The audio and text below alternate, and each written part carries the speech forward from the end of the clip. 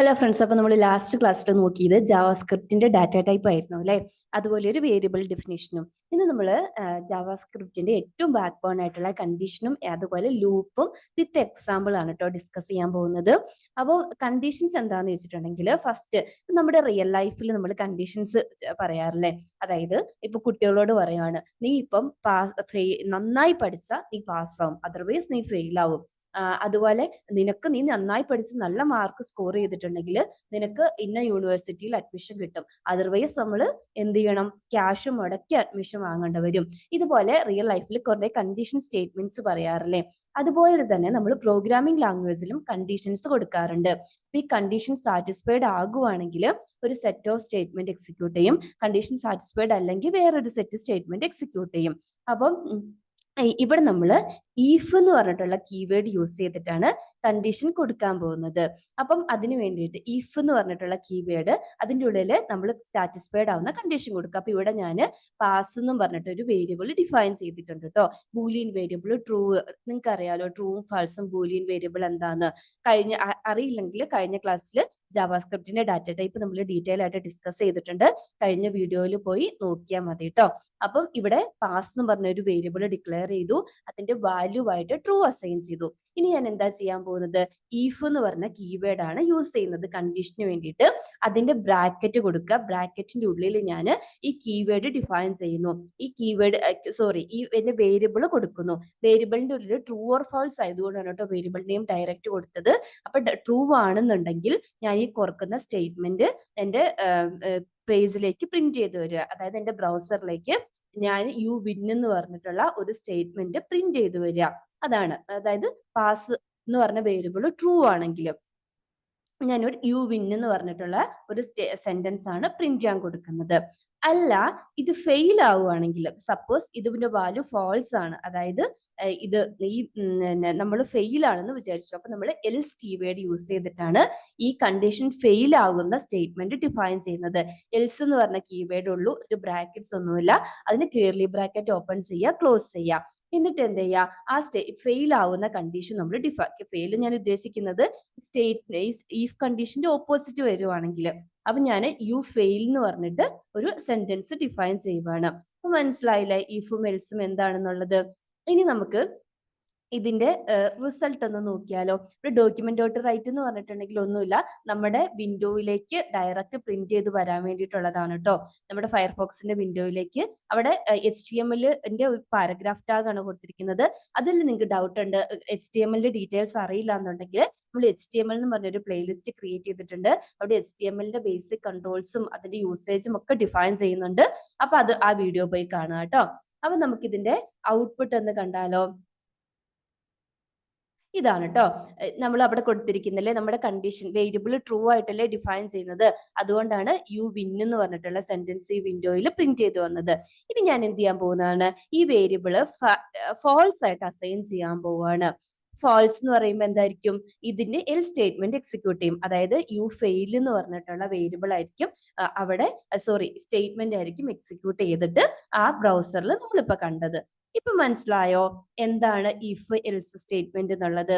ഇനി നമുക്ക് ഇതാണ് കേട്ടോ ഒരു കണ്ടീഷൻ സ്റ്റേറ്റ്മെന്റ് ജാവാസ്ക്രിപ്റ്റിൽ നമ്മൾ ഇങ്ങനെയാണ് എഴുതുന്നത്.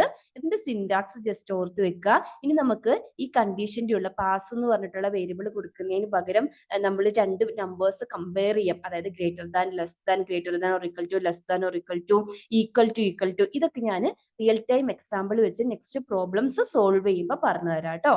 അപ്പം ഇഫ് എൽസ് ഇത്രയും ഓർത്തിരിക്കുക. നെക്സ്റ്റ് നമ്മൾ നോക്കാൻ പോകുന്നത് ലൂപ്സ് ആണ് ജാവാസ്ക്രിപ്റ്റിലെ.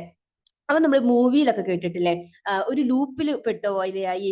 ലൂപ്പ് എന്ന് വെച്ചിട്ടുണ്ടെങ്കിൽ എന്താണ്, നമ്മളൊരു കാര്യങ്ങൾ ഇങ്ങനെ കണ്ടിന്യൂസ് ആയിട്ട് എക്സിക്യൂട്ട് ചെയ്തുകൊണ്ടേ ഇരിക്കുക, അതായത് റിപ്പീറ്റ് ആയിട്ട് എക്സിക്യൂട്ട് ചെയ്തുകൊണ്ടിരിക്കുക. അതാണ് അതിന്റെ എക്സാക്ട് ഡെഫിനേഷൻ. അപ്പൊ ജാവാസ്ക്രിപ്റ്റിൽ ഫോർ ലൂപ്പും ഉണ്ട്, വൈൽ ലൂപ്പും ഉണ്ട്. ഏറ്റവും കൂടുതൽ യൂസ് ചെയ്യുന്നത് ഫോർ ലൂപ്പാണ്. അപ്പൊ നമ്മളിവിടെ കാണുന്ന പോലെ ഫോർ എന്ന് പറഞ്ഞ കീവേഡ് യൂസ് ചെയ്യാം. അതിന്റെ ഉള്ളിൽ ഒരു വേരിയബിൾ ഡിക്ലെയർ ചെയ്യണം, കണ്ടീഷൻ കൊടുക്കണം, ഇൻക്രിമെന്റ് ഓർ ഡിക്രിമെന്റ്. ഇതാണ് അതിന്റെ സിന്റാക്സ്. അപ്പൊ വേരിയബിൾ ഡിക്ലെയർ ചെയ്യാന്ന് വെച്ചാൽ ഇവിടെ ലൂപ്പ് എന്തിനാ എഴുതുന്നതെന്ന് വെച്ചാൽ എനിക്ക് റിപ്പീറ്റഡ് ആയിട്ട് 1 to 10 നമ്പേഴ്സ് എന്റെ ബ്രൗസറിൽ പ്രിന്റ് ചെയ്യണം. അപ്പൊ ഫസ്റ്റ് നമ്പർ ഏതായിരിക്കും, 1 ആയിരിക്കും. അപ്പൊ നമ്മൾ ഒരു വേരിയബിൾ ഐ എന്ന് പറഞ്ഞ് ഡിക്ലെയർ ചെയ്തിട്ട് 1 കൊടുത്ത് അതിനെ ഇനിഷ്യലൈസ് ചെയ്യാം. നെക്സ്റ്റ് എന്താണ്, കണ്ടീഷൻ കൊടുക്കുക. എനിക്ക് എത്ര നമ്പർ വരെയാണ് പ്രിന്റ് ചെയ്യേണ്ടത്, 10 വരെ അല്ലേ. അപ്പൊ ഈ ഐന്റെ വാല്യൂ 10 അതിലോ ലെസ്സറോ വരെയേ ഈ ലൂപ്പ് എക്സിക്യൂട്ട് ചെയ്യാവുള്ളൂ, ഈ ലൂപ്പിന്റെ ഉള്ളിൽ കൊടുത്തിരിക്കുന്ന സ്റ്റേറ്റ്മെന്റ് എക്സിക്യൂട്ട് ചെയ്യാവുള്ളൂ എന്നുള്ള കണ്ടീഷൻ കൊടുക്കാം. നമ്മുടെ മാത്തമാറ്റിക്സിൽ less than or equal to simple ആണ്. Next increment or decrement. Increment എന്ന് പറഞ്ഞിട്ടുണ്ടെങ്കിൽ എക്സിസ്റ്റിംഗ് ആയിട്ടുള്ള ഒരു വേരിയബിളിന്റെ വാല്യൂ ഇപ്പൊ 1 അല്ലേ, അതിന് 1 ഇൻക്രിമെന്റ് ആഡ് ചെയ്ത് കൊടുക്കുക. അതായത് റിസൾട്ട് ഇൻ എഫക്ട് 1 + 1 = 2, 2 + 1 = 3, അങ്ങനെ കണ്ടിന്യൂസ്ലി റിപ്പീറ്റഡ്ലി ഇൻക്രീസ് ചെയ്യാൻ വേണ്ടിയിട്ടാണ് ഇൻക്രിമെന്റ് പ്ലസ് ഓപ്പറേറ്റർ യൂസ് ചെയ്യുന്നത്. അതുപോലെ തന്നെ ജാവാസ്ക്രിപ്റ്റിൽ മൈനസ് എന്ന് പറഞ്ഞിട്ടുള്ള ഓപ്പറേറ്റർ യൂസ് ചെയ്തിട്ടാണ് ഡിക്രിമെന്റ് ചെയ്യുന്നത്. അതായത് എക്സിസ്റ്റിംഗ് വാല്യൂ മൈനസ് ചെയ്യുന്നു. ഇപ്പൊ 10 ആണ് വാല്യൂ എങ്കിൽ ഇതിനൊന്ന് ഡിക്രിമെന്റ് ചെയ്യാൻ നമ്മൾ മൈനസ് യൂസ് ചെയ്യും. അപ്പൊ ഇതാണ് ലൂപ്പിന്റെ syntax. Initialization, semicolon, condition, semicolon, increment or decrement operator. മനസ്സിലായോ? അപ്പൊ ഇൻക്രിമെന്റ് ഡിക്രിമെന്റ് ഓപ്പറേറ്ററെ നമുക്ക് പോസ്റ്റ് ഫിക്സ് പ്രിഫിക്സ് ഒക്കെ ഉണ്ട്, അത് നമുക്ക് നെക്സ്റ്റ് ക്ലാസ്സിൽ നോക്കാം കേട്ടോ. ഇനി ഞാൻ എന്താ ചെയ്യാൻ പോകുന്നത്, എന്റെ ബ്രൗസറിൽ 1 to 10 പ്രിന്റ് ചെയ്യണം. ഓക്കെ, അപ്പം ഇവിടെ ഫസ്റ്റ് വന്നു, ഐ 1 കൊടുത്തു, കണ്ടീഷൻ നോക്കി, 1 ഈ 10നേക്കാളും ലെസ്സർ ആണ്. ഓക്കെ, കണ്ടീഷൻ സാറ്റിസ്ഫൈഡ് ആണ്, എനിക്ക് ലൂപ്പിന്റെ ഉള്ളിൽ കയറാൻ പറ്റും. അവിടെ ഞാൻ എന്താ ചെയ്യുന്നത്, document.write എന്റെ ബ്രൗസറിലേക്ക് എന്ത് ചെയ്യാൻ പോവാണ്, ഐന്റെ വാല്യൂ റൈറ്റ് ചെയ്യുവാണ്. എന്നിട്ട് ഈ പ്ലസ് എന്ന് കൊടുത്തിട്ടില്ലേ, അത് അഡീഷൻ അല്ലാട്ടോ ഇൻഡിക്കേറ്റ് ചെയ്യുന്നത്.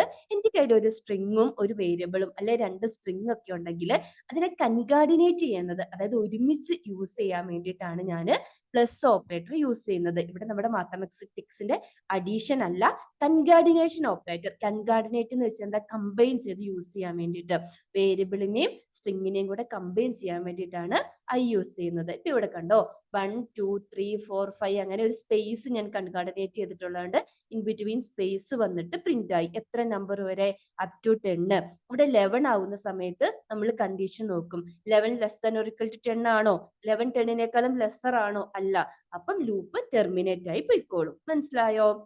ഇനി ജാവാസ്ക്രിപ്റ്റിലെ വേറൊരു ലൂപ്പാണ് വൈൽ ലൂപ്പ് എന്ന് പറയുന്നത്. അതും നമ്മൾ ഫ്രീക്വന്റ് ആയിട്ട് യൂസ് ചെയ്യുന്നത് 4 ആണെങ്കിലും വൈലും കൂടെ പഠിക്കാം. അപ്പൊ വൈലിന്റെ സിന്റാക്സ് എന്താണ്, വൈൽ എന്ന് പറഞ്ഞ കീവേഡ് കൊടുക്കുക, അതിന്റെ ഉള്ളിൽ ബ്രാക്കറ്റ് ഓപ്പൺ ചെയ്തിട്ട് ഫോർ ലൂപ്പ് പോലെ തന്നെ കണ്ടീഷൻ കൊടുക്കണം. അപ്പൊ ഇവിടെ ഇനിഷ്യലൈസേഷൻ നമ്മൾ ലൂപ്പിന് പുറത്താണ് കൊടുക്കേണ്ടത്. ഫോർ ലൂപ്പ് ആണെങ്കിൽ ലൂപ്പിന്റെ ആ ബ്രാക്കറ്റിന്റെ ഉള്ളിലല്ലേ ഇനിഷ്യലൈസ് ചെയ്തത്, var i = 1.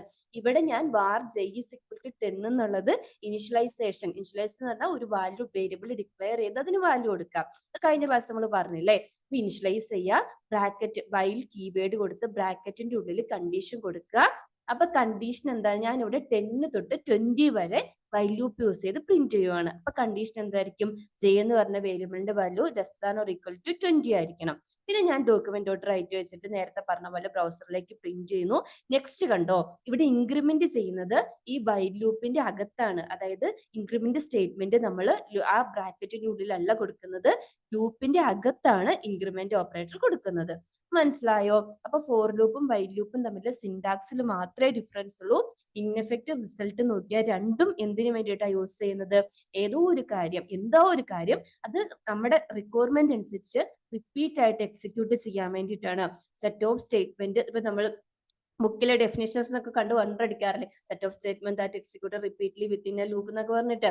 അപ്പൊ അത് ഇതാണ് ഉദ്ദേശിക്കുന്നത്, റിപ്പീറ്റഡ് ആയിട്ട് നമ്മൾ ഈ കൊടുത്തിരിക്കുന്ന കാര്യം. ഇപ്പൊ ഇവിടെ കണ്ടോ, നമ്മൾ 10 തൊട്ട് 20 വരെ വൈൽ ലൂപ്പ് യൂസ് ചെയ്യും. ഹലോ ഫ്രണ്ട്സ്, അപ്പം ഈ വീഡിയോ ഇഷ്ടപ്പെട്ടിട്ടുണ്ടെങ്കിൽ ലൈക്ക് ചെയ്യാം, കൂടുതൽ വീഡിയോസിന് വേണ്ടിയിട്ട് സബ്സ്ക്രൈബ് ചെയ്യുക, അതുപോലെ തന്നെ നിങ്ങളുടെ ഡൗട്ട്സും സജഷൻസും ഒക്കെ കമന്റ് ചെയ്യുക. താങ്ക്